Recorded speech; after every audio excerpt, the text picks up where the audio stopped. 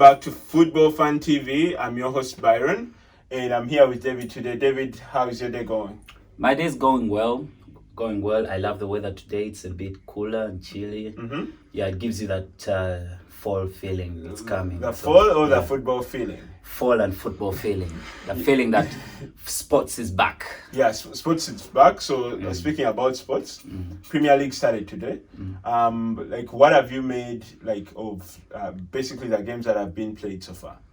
At first, looking at the Fulham Arsenal game, that was the first game of the season. I would say, first of all, I would commend ARTETA. ARTETA has changed the mentality of this team. If you've noticed the way they played, in 6 months, ARTETA has made Arsenal play better than the time when Emery was manager. So the mentality has changed. Even when they were winning, they were still pressing, for 90 minutes, trying hard to win the ball back with Fulham, who was trying. Fulham was more of a possessive team, but with no cutting edge.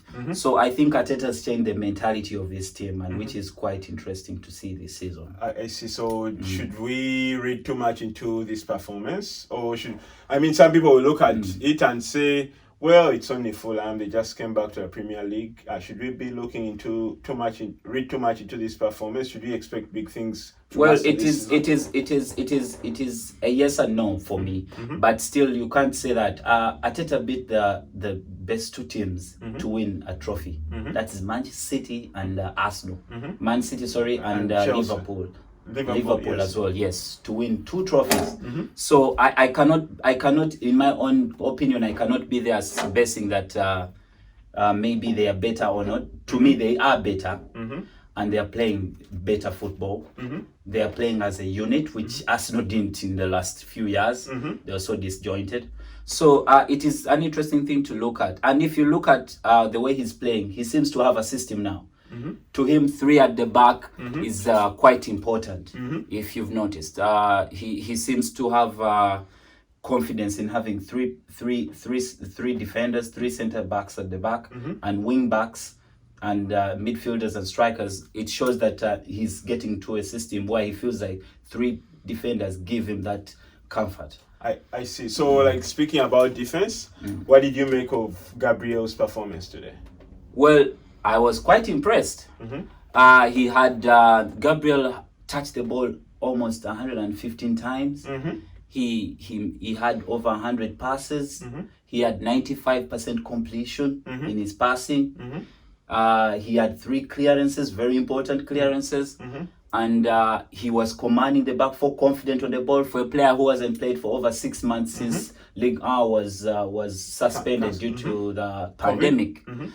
It shows that he's quite a quality player, in my view. And he had a goal. Quite interesting. Talk about a perfect debut. I think so many players would dream of having a debut like that, putting in a star performance, and then even scoring a goal. So, do you think that he'll be able to make the cut in the Premier League? I mean, this is just his first game, but do you think he'll be able to make the cut from what you've seen so far? Well, I can't put too much to it because really, what was the scoring threat for Fulham? But next weekend, since they have a big game coming up, we will be able to see how good they are, how good he is. That's if he's to play, because you never know. David Luiz may be back and maybe put him back in there, but let's see. But with this performance, I don't think ARTETA should drop him. I see. Yes. And what did you make of WILLIAN? His debut, he created 2 chances. Yeah, created 2 chances. WILLIAN, like I told you in our preview game, in my own opinion, I knew he was going to start because of his experience. And of course, Pepe, people say Pepe is a better player, but WILLIAN is an old school. He's been there, he's done it all, and he knows the Premier League in and out. And what else would you want to make a statement in your first game of the season and playing a person who knows the league that well? So I was quite impressed with Arsenal and the way they played. And of course, it's just Fulham. I don't want to put too much into it. In the coming games coming up, we should know better on how they've performed and on how this performance means to us. And I think we'll be able to see more on Arsenal to judge them better when they get to play the big boys, and they're playing 2 of them in the coming 2 weeks. So what an interesting one. We'll see what happens. So I want to get your ideas on like what you think about Mikel's decision to go with Bernard Leno instead of Martinez. Oh yeah, by the way, the news coming to us at our desk is that Martinez is moving to Aston Villa. He spent the morning in Birmingham completing his medical. So he's moving to Aston Villa at a reported fee of £20 million. So to me, that is a total mistake. Because I think we saw what he can do for a player who has been on the bench for that long and then come in for 7 games and do that well. The statistics show that he had an 85% save rate, the best in the season. Wow, for 7 games. Oh, that was an interesting decision by Arteta to let him go. But I think he demanded it. He wanted Arteta to give him that assurance if he's going to play or he's just going to be a number 2. And to him, he felt like he had been in Arsenal for so long, over 10 years. He felt like it was time for him to. I mean, from my point of view, I think like both Arsenal's goalkeepers are very good, but like Arteta had to make a decision, and because he's paid the kind of money that he's paid, he's paid to make big decisions. So I think time will tell if this was the right decision or the wrong decision for the only issue is that right now, who will give Leno pressure? Who will put him on pressure to perform? That is the only. Now I think Leno hearing this news will be like, oh, calm down, I'm number 1 now. Now I should relax. Now I should relax and just do my thing. It's more of a situation like the way you see it at Manchester United with De Gea. But now with Henderson there, De Gea, trust me, he's going to come all blazing because he knows any one mistake is out. Well, the problem with that kind of setup is that if you have a player like specifically goalkeepers, like if you have a goalkeeper and like another star goalkeeper on the bench, when this goalkeeper makes a mistake, they'll put all the cameras on Henderson. And like whatever mistake De Gea makes, they'll put the cameras on Henderson, trying to like force Solskjaer into like making a decision. And that's problematic because it undermines the confidence of the goalkeeper in goal. And goalkeepers can only perform if they have confidence that they can be able to do that job. So I think it's a tricky decision for United to bring back Henderson. But yeah, we'll see how that plans out, basically. If you've noticed, not far away, in around 2005, 2004, Manchester United had Roy Carroll and Fabian Barthez. And it reached at a certain point when Fabian Barthez started making mistakes. The pressure Roy Carroll put on him to get into that number 1 slot, that is the type of competitiveness that is needed at the top best. It's the same thing as when you saw at Man City when they didn't have Ederson. They had I've forgotten the name of that keeper who was coming from Barcelona. Bravo. Yes, Bravo. Claudio Bravo. He was never good at the ball. And another thing I noticed, Martinez is better with the ball, better. So if Arsenal, the way they play from the back, that means Leno has to improve that. And if you've noticed last season, it cost Arsenal a few goals. That's true. So that's something that Leno needs to work on. So that's something that they're going to miss now, since with the way Arteta wants to play. So I think competitiveness in any position is good, but we all don't know what was in Arteta's mind when making that decision. So we're not managers. Well, it's not like Leno is a bad goalkeeper. Leno was actually a very good goalkeeper. And he got Arsenal out of jail so many times last season. So I don't think it was a bad decision, but time will tell. Time will tell. So let's get into the player ratings for this game. So let's start in goal. Leno in goal. What did you make of his performance? I think with Leno in goal, there was not too much activity. So let's give it a 7. Okay, so 7 out of 10 for Leno. So let's look at our centre backs. Gabriel. To me, 9. He takes a 9 out of 10. 9. Why not 10 out of 10? No, I'll leave the one out there. I don't want to give him so much props. Then he comes over in the next game, which is a big one, and disappoint me. So, but to me, that's a 9. And I actually think it was right for Arsenal to fight for him with Manchester United and other teams. I see. Talent. The second centre back, Holding. Yeah, he did well to push up, and since Gabriel was his game reading is really good, it helped him. It made him feel much better and comfortable than if he was playing with Mustafi. It would have been another challenge. So I'll give him a 7 as well. Okay, 7 out of 10. Yes. Tierney, third centre back. Another very good player that Arsenal brought in. So I'll also give him a 7. Okay, 7 out of 10. Yes. You're giving out so many 7s. Yeah, because there was no too much pressure on Arsenal. Defensively from Fulham, they didn't do much. They were not that good in the final third, so there was not that much pressure. Okay. So let's look at midfield. A curious case. He started with LENO. I was surprised by that. What did you make of his performance? Actually, LENO has played well in the 2 games that he has played. He played well against Liverpool in the Community Shield. He even today, Arteta's comments after the game, he was really impressed with LENO. And I think to me, LENO would he played really well. And if you've noticed, Xhaka got a knock in that game. So you need LENO now. You need LENO. And he's a much better type of deeper midfielder than Ceballos. To me, not Xhaka. Xhaka is important now than Ceballos. Ceballos is he has too many touches on the ball. LENO 1-2 touches, he knows. Just give the ball to the forward players as fast as you can. So, okay, so what rating do you give LENO? LENO, I'm giving him an 8. I was impressed with LENO. Okay. Yes. Xhaka, the usual Xhaka came out until he got that knock. So I'll give Xhaka a 7. Okay, 7. Yeah. He had a decent performance. Yeah, decent performance. Yes. Maitland-Niles. Melton. That boy he works hard. He works hard. That's why I think Arteta wants to go with this system of 3 at the back and with wing backs, because he has Maitland-Niles who can go forward but still come back to help out the defenders. So Maitland-Niles another 8. Okay, 8 out of 10. Yes. So I think that I wouldn't give him an 8. I'll give him maybe like a 7 out of 10 because he had so many.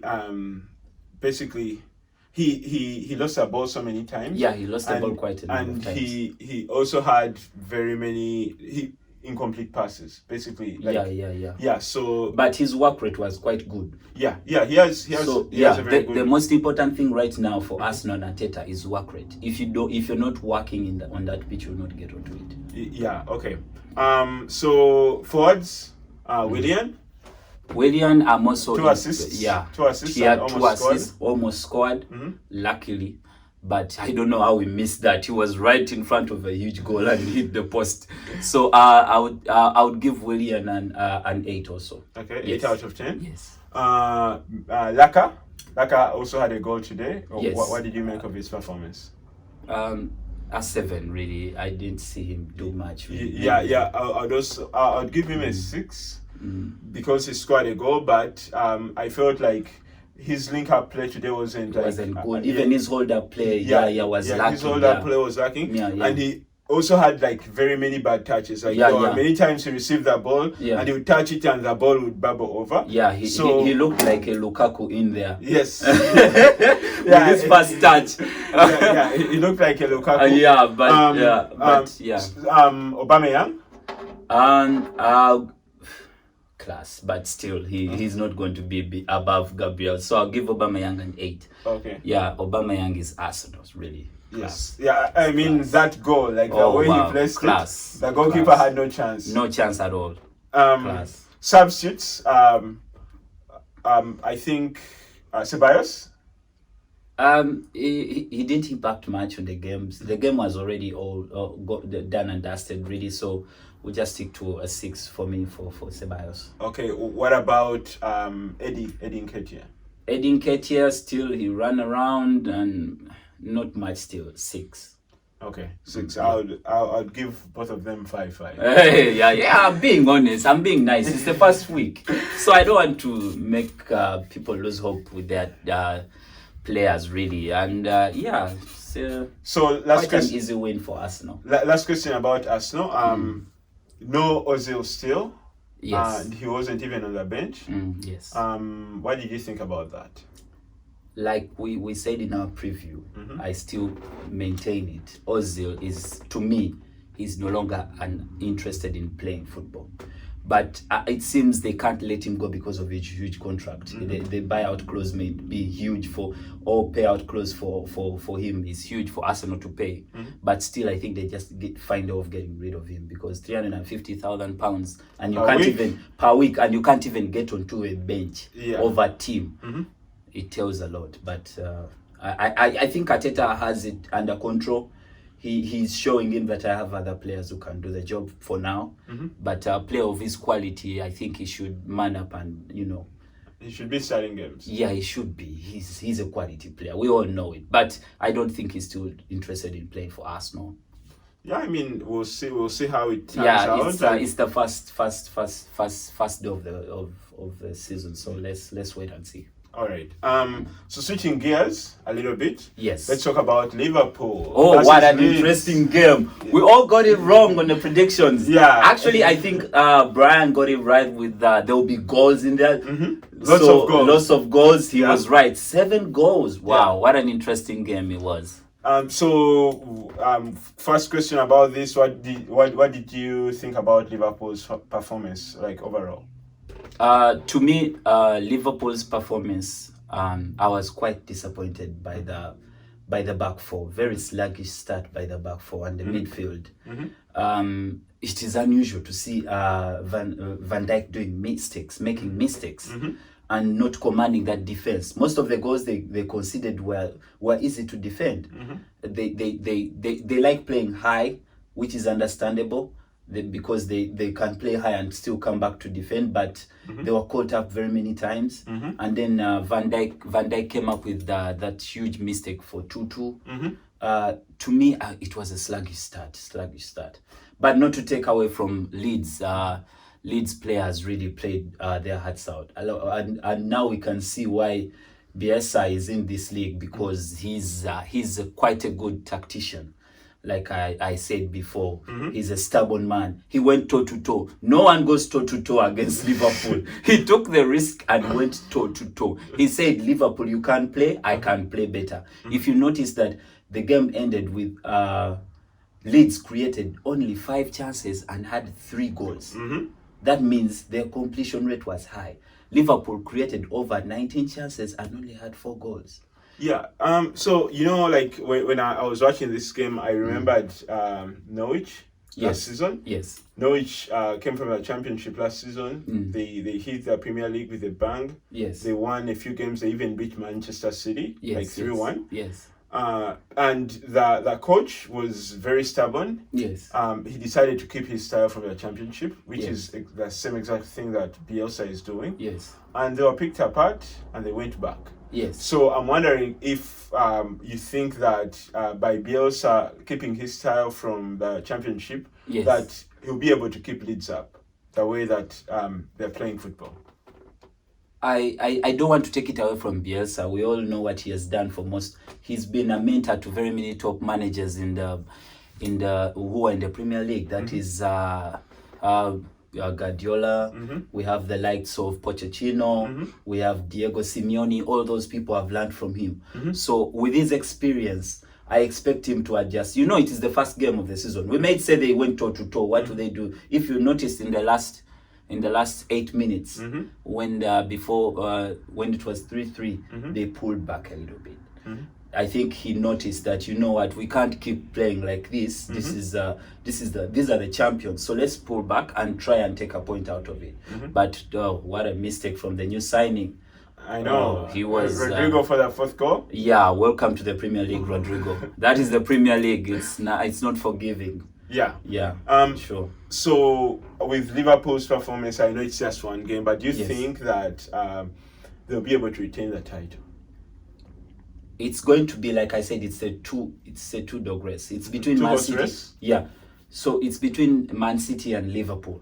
But if you've noticed, in the last 3 games, Liverpool have conceded 11 goals at home. It has never happened. So maybe because the effect of the fans not being there somehow made it a bit, they came with that mentality that we got this under control, we're going to win it. But in those 3 games that they played, the previous games from last season, even Van Dijk made a mistake against Arsenal in the charity competition. He has made another mistake today. I hope it doesn't linger on in his head and he starts making mistakes. He's a very good defender, experienced defender, one of the best in the world. So he should shrug that off and continue playing. But they need to be careful. They seem disjointed at the back. Van Dijk needs to command Gomez better. That's why, in my own opinion, I thought this game needed a Matip in there. But because Gomez seemed completely off. Well, I thought Gomez actually had a very good game. Like, if you look at their third goal, Leeds' third goal, like Van Dijk had pulled up a little bit, and he failed to block off the ball that came into the box. And what happened was that Gomez was sandwiched between 3 Leeds players. And like, if you're one person, there's no way you're going to defend against that's why I thought, to me, this was one of Van Dijk's worst games in a Liverpool shirt. He never gave Gomez any chance to defend. Every time these Leeds played over the top, or they played the ball in, what a creative midfielder, a very, very good midfielder they have in there with Kevin Phillips. His quality. He got his first cap for England, and he showed why he needs to be in that setup for England. He made the midfield easy for the Leeds players, and you could see Henderson and Keita struggling to cope up with that midfield. They seemed like they were still in the preseason to them. Because you could see, and I kept wondering why he didn't start Fabinho, but maybe he also didn't really think that Leeds would come up like that. You would see after the game ended, you saw the reaction from Klopp. He was just like, wow. What a game. So he couldn't believe what he was saying. He couldn't believe it. So man of the match for you? Mohamed Salah. He scored a hat-trick, 2 penalties, but still he created chances. He created 4 chances in there. He had 22 touches in the opposition box. He tried to keep them ticking because Mane was not onto it. Firmino wasn't onto it. So Salah, it was all about Salah. What a goal! That second goal was, oh my God, that shot. I was going to say, like, he had no chance. No chance at all. No chance. Okay, so let's get into the Liverpool player ratings. Yes. Goalkeeper in goal, Alisson. What did you make of his performance? I would give Alisson a 6. You know why? The goal that what's the striker called? Bamford? Bamford scored with the mistake from Van Dijk. He should have talked. Had communicated with Van Dijk and said, I have it, or kick it out or something. But Van Dijk tried to, I don't know if he was trying to place it or control it. He tried to like kick it away. Kick it away. But then he just put it but there was no communication between the two. He should have communicated better with his defender. So there was lapse of concentration there. So I give him a 6. 6? Yes. Defense. The main man. Van Dijk. I'm sorry, Van Dijk. You're getting a 5 from me. This was absolutely not a good performance. He did not command that defense. His presence was not felt. And I think this, like I said, he scored a goal, but still you could tell that he wasn't into it today. I mean, I would give Van Dijk a 2. Really? He scored a goal. Give him another 2. So the reason as to why Liverpool have somebody like Van Dijk, or the reason as to why they paid so much money for him, is to make sure that they don't concede so many goals. So his main job is to make sure that he keeps the opposition team out. But like, I think he made like 2 mistakes that led to goals today. So like, with that kind of play, it doesn't carry it for me. But we can cut him some slack for just this game. 2 out of 10. He's a human being. We all make mistakes. It's true. Let's not put too much pressure onto him. It's true. So if Trent or Gomez if Gomez had made the same mistakes as Van Dijk, he wouldn't start the next game. Yeah, so, that's true. Yeah, so because of that, like someone like him, we expect so much from him. So I'll give him a 2 out of 10. Gomez. I'm giving Gomez a 5. Why? As well. Why 5? I think he wasn't helped much by Van Dijk. Van Dijk didn't help Gomez. He did not help. Gomez is a young player. Guide him, give him the confidence, just show him where to, because you could see every time they were high. I don't know, it's like Leeds would tell Kevin Phillips, every time he knew that they are high, he would play in between them, and they found it difficult to defend. That means that the truth is they had the pace to come back, but they were not organized. So to me, I'll give him a 5. Okay, so 5 for Gomez. Yes. Trent Alexander-Arnold, he struggled to create chances. Yeah, he struggled to create chances because he had that winger who shifted. What's his name? Costa, is it Costa? Yeah, Helder Costa. Helder Costa, yes. He gave Trent quite a time. There's a time he went past him, and I could not really believe that they were running past Trent. So you could tell he struggled. He did not create much because Liverpool depends on their wingers, on their wing backs to create chances. And today they didn't create that much from them. So Trent, to me, also gets a 5. Okay. Robertson? The same, 5. Because you could see when Costa in the second half shifted to Robertson's side, Robertson struggled as well. Yeah, but Robertson had an assist today. He created that goal for Van Dijk. Yeah, he created 3 corners. So really, in normal play, he struggled. Yes, that's true. So midfield, Wijnaldum. Wijnaldum, I think to him is still not sure if he's a Liverpool player. So it is affecting his performance as well. He has not yet signed that contract. He wants more money, which Liverpool is not willing to give him, in my opinion. So they have a structure, they have a policy. You can't go a certain amount of money. So I think Barcelona wanting him is onto his mind. So I would give him a 6. Okay, 6? Yes. Henderson, as he struggled against Kevin Phillips, trying to track him and trying to find ways how he can, command that midfield. For a player in that position, he's more of like a quarterback in American football. He had to act that way, and he didn't really do much. So I'll give him a 5. 5 out of 10. Keita. He worked hard, tried his best, tried to link up play with the strikers. He was trying to win back the ball, but he didn't do enough. So in that midfield, I think he's the one who did most of the work. So I'll give him a 7. Okay, 7 out of 10. Yeah. Mo Salah. Oh wow, what a player! I think Mo Salah this season is still, if he stays match fit, is going to be another player to watch out for. He kept them in the game. That's the truth. He kept them in the game. And I would say, and to take that penalty in those last minutes was not an easy. Though there were no fans, it's still, you could see the way he was breathing. And, it showed the pressure that he had. With no fans, you imagine that. So, yeah, I think I would give Mo Salah, I'll give him a 9. 9 out of 10? Yes. With a hat-trick, I think I'll give Salah a 10 out of 10.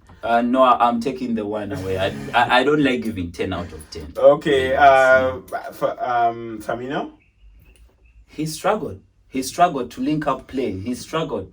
He gave away the ball quite a number of times, which is unusual for a player of his quality, because he links up the other two, Mane and Salah. Since he plays that false 9 position, he picks up the ball from deep into the midfield and gives it to Salah and Mane. So he struggled a bit. I'll give him a 6. He struggled. 6. Mane.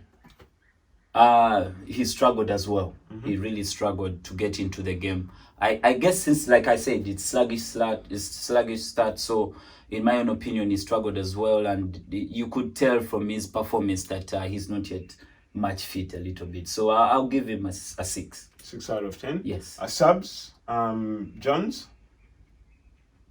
He didn't really do much for me, and that's why I kept wondering: is Liverpool deep enough to handle the pressure of the Champions League and the Premier League? I think they need numbers. I know Klopp wants quality over quantity, but at a certain point you need some quantity. Yeah, it's true, but like there's only one person that left last season, so I don't think they've lost like so many people. I think and they promoted from. Was Chamberlain on the bench? I'm not sure if he was on the bench. If he was on the bench, he should have come on before. But if that's why I'm like, I was really shocked that was coming. But he's a promising young player, so.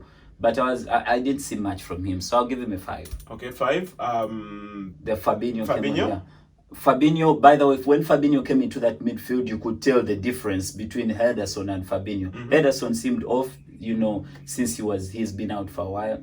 He wasn't playing football.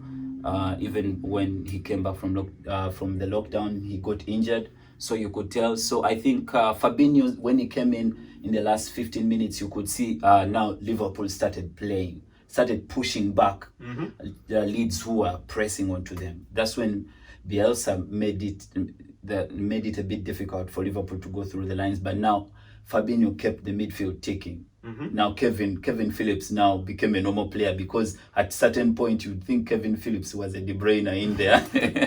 So So Fabinho, I'll give Fabinho a 7 for the amount of minutes he played, the impact he had in that midfield. He brought the presence. He won the ball early, gave it to the forwards early. So yeah, he brought a change in our midfield. Matip. That one was he came in the 85th minute. He really just came to close out the game. He really didn't do much. There was not much created in those last minutes. 5 out of 10. I'll give him a 5. Cool. As well, yes. Cool. So thank you, David, for your analysis. Please don't forget to hit that subscribe button below. Send us your comments, questions, and we'll make sure that we answer them in a video or answer you in the comments. Yes. Thank you. Thank you. Bye. Bye.